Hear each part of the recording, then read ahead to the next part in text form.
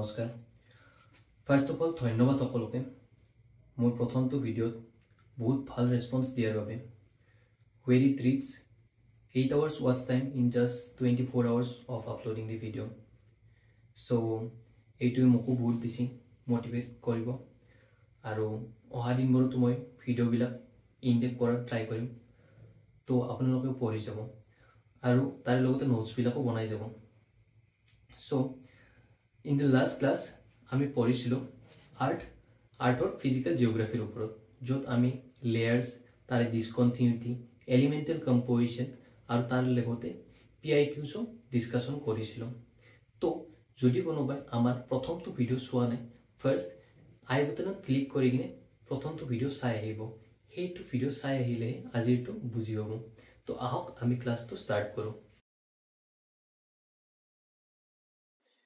So in the first class of the physical geography, we discuss about the layers of the art, their discontinuities and their elemental composition. Aro ami janu mechanical layer prithibir kimanta thake mainly tinita thake. Ki asil lithosphere, mesosphere and barysphere. Sao the uppermost and the topmost mechanical layer is our lithosphere. Beneath the lithosphere amar ki asil mesosphere and the innermost mechanical layer is our barysphere আৰু আমাৰ আজিৰ যোনটো topic আছে earthquake বা ভূমিকম্প হে earthquake বা ভূমিকম্প সৃষ্টি কোনটো মেকানিক্যাল লেয়াৰত হয় মেইনলি লিথোস্ফিয়াৰত আমি এতিয়া বুজি পালো আৰ্থকুৱেকৰ সৃষ্টি কোনটো মেকানিক্যাল লেয়াৰত হয় লিথোস্ফিয়াৰত হয় তো আৰ্থকুৱেকৰ সৃষ্টি বা আৰ্থকুৱেকৰ কেন্দ্ৰটো য'ত মানে আৰ্থকুৱেকটো সৃষ্টি হয় সেই পইণ্টটোক আমি কি বুলি কওঁ ফোকাস বুলি কওঁ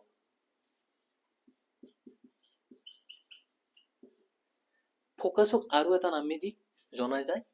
তাক আমি হাইপোচেন্টাৰ বুলিও কওঁ আৰু এই ফোকাসৰ পৰা প্ৰত্যেকটো ডাইৰেকশ্যনত কিছুমান ওয়েভছৰ সৃষ্টি হয়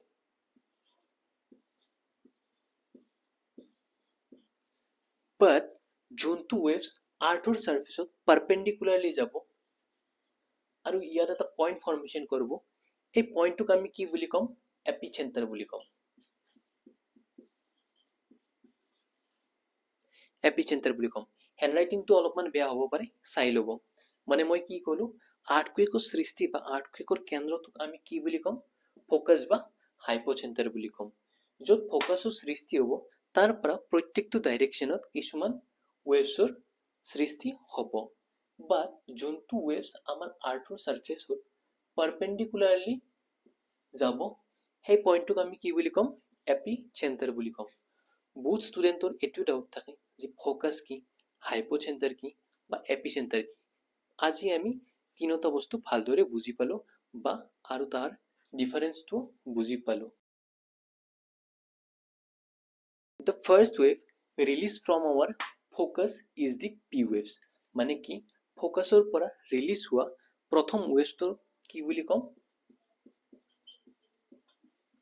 P waves বুলি কম P waves ওলোৱাৰ 30 to 34 সেকেন্ড পিছত আৰু এটা ওয়েভছৰ সৃষ্টি হয় যাক আমি S waves বুলি কম কি কৈছো P waves ওলাৰ 30 to 34 সেকেন্ড পিছত আৰু এটা ওয়েভছৰ সৃষ্টি হয় যাক আমি কি বুলি কম S waves বুলি কম then P waves আহি কিনো এটা এনার্জি রিলিজ করব then S waves আহি কিনে সারফেসত এটা এনার্জি রিলিজ করে then দুটাৰে এনাৰ্জিটো লগ হৈ কিনে আৰু এটা ওয়েভছৰ ফৰ্মেশন হয় যাক আমি L waves বুলি কওঁ মানে কি কৈছো P waves আৰু L wavesৰ P waves আৰু S wavesৰ এনাৰ্জি মিলি কিনে আৰু এটা ওয়েভছৰ সৃষ্টি হয় যাক আমি L waves বুলি কওঁ তো আমি এতিয়া দেখিলো যে P waves টো and S waves টো ক'ৰ পৰা ৰিলিজ হৈছে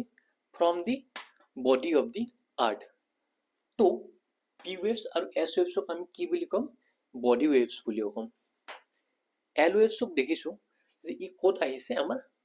ছাৰ্ফেচত আহিছে। তো এইকাৰণে আমি এল ৱেভছক কি বুলি কওঁ, ছাৰ্ফেচ ৱেভছ বুলিও কওঁ। আৰু দেখিছোঁ যে পি ৱেভছ আৰু এছ ৱেভছ কি ডাইৰেকশ্যনত মুভ কৰিছে,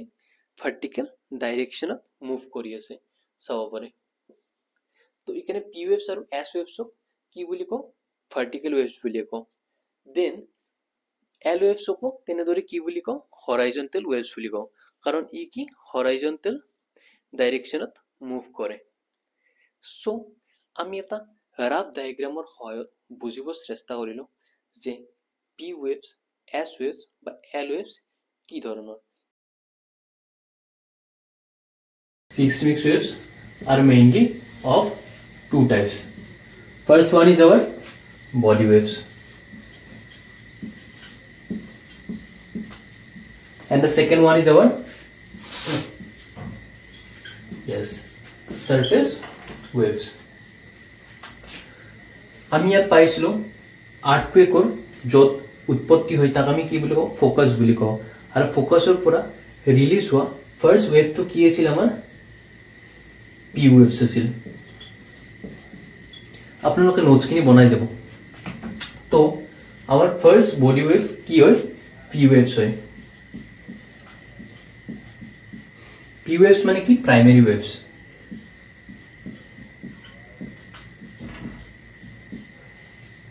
And P waves are shorter in wavelength আৰু ইয়াৰ frequency কি হয়, high হয়। And P waves can travel in all the medium even if it's solid, liquid or the gases. And P waves are longitudinal in the nature হয়। কি পালো, P waves বা primary waves সৰ ৱেভলেন্থ কি হয়, শৰ্টাৰ হয়, ফ্ৰিকুৱেন্সি কি হয়, হাই হয়। It can travel in all the medium even if it's solids, liquid or the gases. Fastest travel ক'ত কৰে, আমাৰ সলিড মিডিয়ামত কৰে। এইখিনি বস্তু আপোনালোকে ভালদৰে নোটছটো বনাই ল'ব, কাৰণ এইটো আমি যেতিয়া নেক্সট আমি শ্বেডোজন পঢ়িম তাত বহুত বেছি ইম্পৰ্টেণ্ট হ'ব। And P waves are the longitudinal in nature হয়। So আমি পঢ়িছিলো পি ৱেভছ ওলোৱাৰ 30 to 34 সেকেন্ড পিছত কোনটো ৱেভছ আহিছিল, আমাৰ এছ ৱেভছ আহিছিল। তো secondary waves is our S waves. S waves বা secondary waves. Secondary waves are also shorter in wavelength and their frequency also high. But second S waves can only travel in the solid medium only. যেনেকে P ৱেভছে প্ৰত্যেকটো মিডিয়ামতে travel কৰিব পাৰে, আমাৰ S ৱেভছটো কেৱল solid মিডিয়ামত travel কৰিব পাৰে। আৰু পি ৱেভছ যেনেকে লঞ্জিটুডিনেল ইন নেচাৰ আছিল, তেনেদৰে এছ ৱেভছ আমাৰ কি হয়, ট্ৰান্সভাৰ্স ইন নেচাৰ হয়। তো আমি বডি ৱেভছখিনি পালোঁ। নেক্সট আমাৰ কি পাইছিলোঁ, যে আমি পঢ়িছিলোঁ পি ৱেভছ আহে, পি ৱেভছ অহাৰ পিছত আমাৰ এছ ৱেভছ আহে, দুটাৰে এনাৰ্জিটো কম্বাইন হৈ কিনে যোনটো ৱেভছৰ সৃষ্টি হৈছিল কি আছিল, সেইটো L waves. So' our first surface waves is L waves, বা ইয়াক আমি লাভছ ৱেভছ বুলিও কওঁ। Love waves are longer in wavelength হয় আৰু ইয়াৰ ফ্ৰিকুৱেন্সি কি হয়, শৰ্ট হয়। এণ্ড লাভছ ৱেভছ বা L waves are also'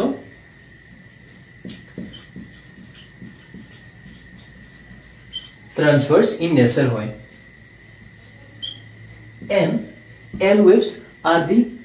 highly damaging হয়।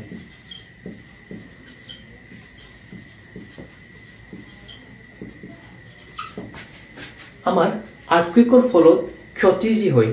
ডিষ্ট্ৰাকশ্যন বিলাক যি হয় কোনটো ৱেভছৰ ফলত হয় আমাৰ এল ৱেভছৰ ফলত হয় যদি খুদে আপোনালোক এক্সামত যে কোনটো ৱেভছে মোস্টলি ড্যামেজ কৰে তো আমাৰ এনসাৰ কি হ'ব এল ৱেভছ হ'ব but p waves and s waves are not the damaging wave ঠিক আছে then our second surface waves আৰু এটা আছে তাক আমি r waves বুলি কওঁ r waves বা কি Rayleigh waves Rayleigh waves যেনেদৰে আমি পাইছো p waves are longitudinal in nature s waves is transverse in nature L waves are also transverse in nature হয় তেনেদৰে R waves দুটা waves property থাকে longitudinal থাকব আৰু transverse property থাকব and they are also damaging in nature হয় ইও কি হয় ক্ষতি কৰে তো আমি ইয়ালৈ বুজি পালো P waves S waves L waves আৰু R waves ইয়াৰ এইবিলাক আপোনালোকে নোটছ খিনি বজাই চাব বনাই ল'ব তো আমি এতিয়া নেক্সট পি ওয়েভছে তিনটা মিডিয়ামত ট্ৰেভেল কৰাৰ ফলত আৰু এস ওয়েভছে অনলি সলিড মিডিয়ামত ট্ৰেভেল কৰাৰ ফলত কি শ্যাডোজনত ইম্পেক্ট পৰিছে হেতু চাওয়া হ'ব মই ইয়াত আৰ্থৰ এটা ৰাফ ডায়াগ্ৰাম ড্ৰ কৰিছো এইটো কি আছিল আমাৰ ক্ৰাষ্ট আছিল beneath the crust কি আছিল আমাৰ মেন্টেল আছিল তাৰে পিছত এটো আপাৰ কোৰ হয় আৰু তাৰে ভিতৰত কি ইনাৰ কোৰ হয় আমি আগৰ ভিডিওটোত পঢ়িছো যে crust is our brittle in nature হয় mantle is our semi solid in nature হয় আৰু upper crust is our liquid in nature আৰু যোনটো হেখৰ আছিল ইনাৰ কোৰ হেতু কি আছিল solid in nature আছিল তো এই কাৰণে কৈছো যদি কোনোবাই আমাৰ প্ৰথমটো ভিডিও চোৱা নাই দেন এই টপিকটো বুজি নাপাব পাৰে তো ফার্স্ট হেতু ভিডিও চাই আহিব তো আমি জানো upper core is our liquid in nature হয় এটো কি লিকুইড নেচাৰৰ হয় তো shadow zone of P waves বুলি কলে আমি অলপ আগতে পঢ়িছো যে P waves can travel in all the medium even if it's solid liquid or the gases মানে কি পি ওয়েভছে প্ৰত্যেকটো মিডিয়ামতে ট্ৰেভেল কৰিব পাৰে আৰু ফাৰ্স্ট ট্ৰেভেল কোনটোত কৰে সলিড মিডিয়ামত কৰে তো যেতিয়া ইয়াত আৰ্থকুৱেক এটাৰ সৃষ্টি হল সৃষ্টিটো কৰে ফোকাস হয় বাট এইটো আমি কৰ পৰা চাও এপিচেন্টাৰৰ পৰা চাও এইটো এপিচেন্টাৰ হয় এপিচেন্টাৰৰ পৰা প্ৰত্যেকটো ডাইৰেকশনতে ওয়েভস বিলাক কি হ'ব ৰিলিজ হ'ব প্ৰত্যেকটো ডাইৰেকশনতে ওয়েভস বিলাক ৰিলিজ হ'ব বাট যেতিয়া ই আপাৰ কোৰত এন্ট্ৰি কৰিব স্টার্ট করব তো তেতিয়া কি হ'ব আমি জানো যে আপার কোর আওয়ার কি লিকুইড ইন নেচার হয় আৰু আমি ফিজিক্সত পঢ়িছো যে যেটা এটা লাইট বা এটা ওয়েভছে এটা মিডিয়ামৰ পৰা আনটো মিডিয়ামলৈ ট্ৰেভেল কৰে তো কি হয় হি হালকাসা ৰিফ্লেক্ট হৈ যায় তো এটো কি হ'ব আমাৰ বেলেগ সাইডে তো ভালকে যাই আছিল বা যেতিয়াই আপাৰ কোৰৰ লিকুইড মিডিয়াম পাব ই রিফ্লেক্ট হৈ যাব এটো সাইডেও কি হ'ব রিফ্লেক্ট হৈ যাব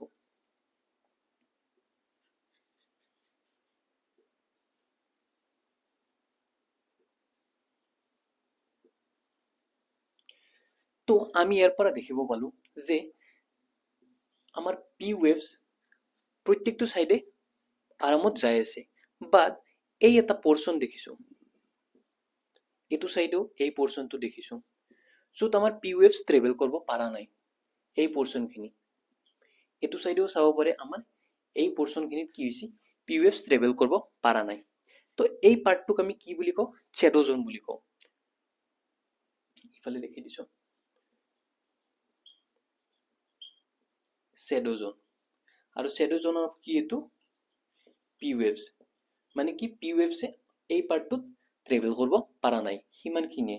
তো ইয়াত আপোনাৰ এক্সামত সুধিব পাৰে পি ওয়েভছৰ শ্যাডো জোন অফ পি ওয়েভছৰ ৰেঞ্জ খিনি 105 ডিগ্ৰী তো কিমান থাকে 145 ডিগ্ৰী থাকে এটো সাইডেও কি হৈ যাব 105 ডিগ্ৰী টু 145 ডিগ্ৰী আৰু এইটো আমি এই ডিগ্ৰীটো ক'ৰ পৰা মেজাৰ কৰোঁ এপি চেণ্টাৰৰ পৰা মেজাৰ কৰোঁ বুজি পাইছে ন তো যেনেদৰে আমি পঢ়িছো p waves can travel in all the medium তেনেদৰে আমি চাইছিলো যে s waves can only travel in the solid medium s waves কেৱল solid mediumতে travel কৰিব পাৰে তো suppose এটো আমাৰ এপিচেন্টাৰ হ'ল এপিচেন্টাৰৰ পৰা কি হ'ব প্ৰত্যেকটো ডাইৰেকচনতে waves ৰিলিজ হ'ব then যেতিয়া ই আপাৰ কোৰৰ লিকুইড অংশ পাব তো ই কি সোমাব এন্টাৰ কৰিব পাৰিব নেকি ইয়াত তো p waves কি হৈছিল হালকাসা ৰিফ্লেক্ট হৈ গৈছিল বাট ইয়াত কি ডাইৰেক্টলি ষ্টপ কৰি দিছে ই only solid medium মতে যাব পাৰে লিকুইডত এন্ট্ৰি কৰিবই নৰে তো তেতিয়া কি হ'ব আপাৰ কোৰত সোমাবই নৰিব তো এই অংশটো কি হৈ যাব আমাৰ s waves আহিব নোৱাৰিব দেন এই অংশটোক আমি কি বুলি কৈ দিম shadow zone of s waves আৰু এইটো কিমান থাকে আমাৰ beyond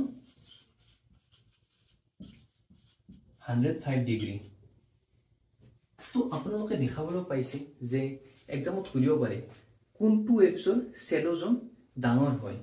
তো আপোনালোকে দেখিছে যে এইটো আমাৰ p ওয়েভছৰ শ্যাডো জোন আছিল যোনটো 105 পৰা 145 বহুত কম অংশ এটা বা যেতিয়া আমি s ওয়েভছত আহিছো ইয়াৰ শ্যাডো জোনটো কি হয় এটা বহুত ডাঙৰ অংশ তো ইমানে আছিল আমাৰ শ্যাডো জোনৰ ওপৰত যদি আপোনালোকে ভিডিওবোৰ চাই কিনে ভাল পাইছে ইয়াৰ পৰা কিবা শিকিবলৈ পাইছে তেন ভিডিওটো আৰু কোনোবা লাগতিয়াল এজনৰ লগত শেয়াৰ কৰি দিব তেখেতক বেনিফিট হ'ব ইয়াৰ পৰা তো আহক এবাৰ আমি PIQs খিনি কৰো তো আমাৰ ফাৰ্স্ট কোৱেশ্চন কি হৈছে দি ফাৰ্স্ট ওয়েভ টু ৰিচ দি আৰ্থ সাৰফেস আৰ্থৰ সাৰফেসত কোনটো ওয়েভস ফাৰ্স্ট আহি পায় আমি বহুতবাৰ কৰিছো কি আছিল আৰ্থকুৱেক য'ত সৃষ্টি হয় তাক ফোকাস বা হাইপোচেন্টাৰ কয় ফোকাস বা হাইপোচেন্টাৰৰ পৰা ৰিলিজ হোৱা ফাৰ্স্ট ওয়েভটো আমাৰ কি আছিল p waves আছিল প্ৰাইমেৰী ওয়েভস আছিল তো আমাৰ आंसर কি হৈ যাব p waves এই কোৱেশ্চনটো আপোনালোকৰ FCAT 2023 আৰু NTPC 2022 ত দিছিল সো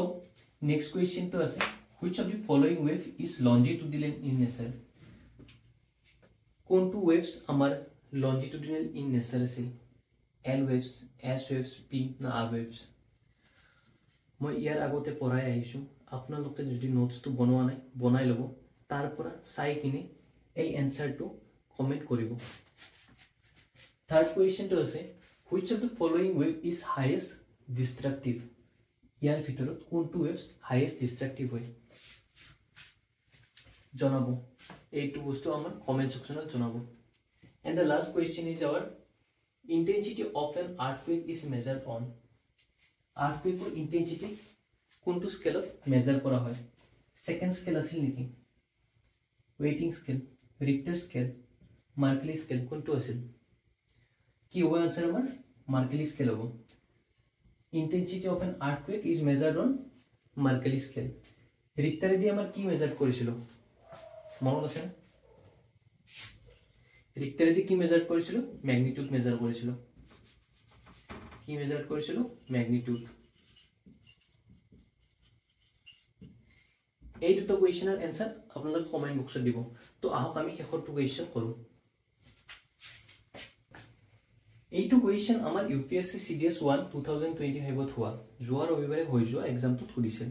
তো কি কৈছে consider the following statements regarding S waves আমি পঢ়িছিল S waves কি আছিল ট্ৰান্সভাৰ্স ইন নেচাৰ হয় S waves are transverse in nature হয় আৰু আমাৰ সায়েন্সৰ ষ্টুডেন্ট বিলাকে জানিব যে ট্ৰান্সভাৰ্স ওয়েভ কেনেদৰে মুভ কৰে সাপোজ এটো ওয়েভছৰ ডাইৰেকশন হয় আৰু ই কেনেদৰে ভাইব্ৰেট কৰিব ক্ৰাষ্ট এণ্ড ট্ৰাফ মোশনত ভাইব্ৰেট কৰে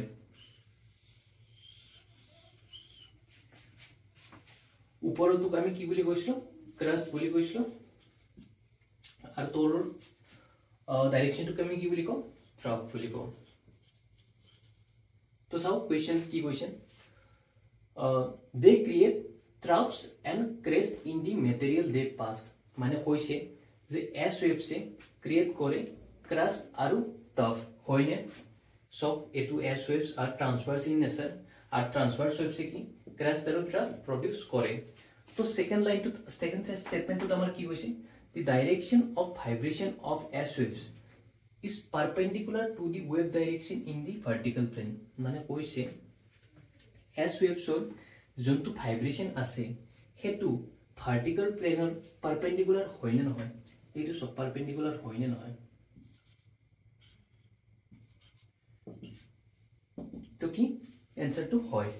তো কি হৈ যাব দুটা স্টেটমেন্ট কারেক্ট হৈ যাব তো চাও পারে এই টপিকটো এক্সামৰ ক্ষেত্ৰতো বহুত বেছি ইম্পৰ্টেন্ট হয় তো আমি এনে দৰে ভিডিওবোৰ আনি থাকিম কন্টেন্ট বিলাক ইনডেপ কৰা ট্ৰাই কৰিম যাতে আপোনালোকৰ প্ৰত্যেকটো এক্সামৰ কাৰণে ইজি হৈ যায় বস্তুবিলাক তো আপোনালোকে চেনেলটোৰ লগত জড়িত হৈ থাকিব আৰু এনে দৰে যদি কোনোবাই আৰু প্ৰিপাৰেচন কৰি আছে তেওঁলোকলৈ এই ভিডিওটো শ্বেয়াৰ কৰি দিলে হয় যাতে তেওঁলোকেও বেনিফিটেড হ'ব পাৰে তো থ্যাংক ইউ